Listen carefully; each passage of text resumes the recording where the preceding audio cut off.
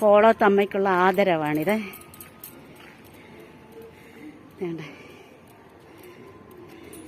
ഞാൻ ഇച്ചിരി വലുതാക്കി കാണിക്കാം.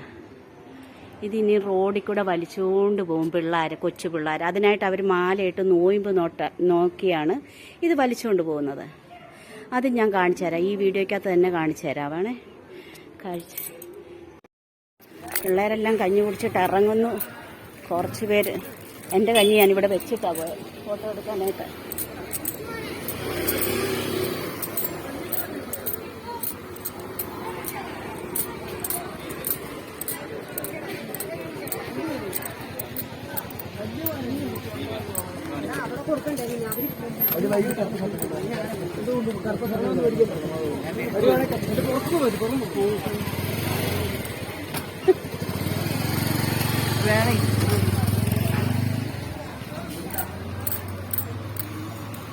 അപ്പം ഞാൻ പോവാണ് കഞ്ഞി മേടിച്ചുകൊണ്ട്.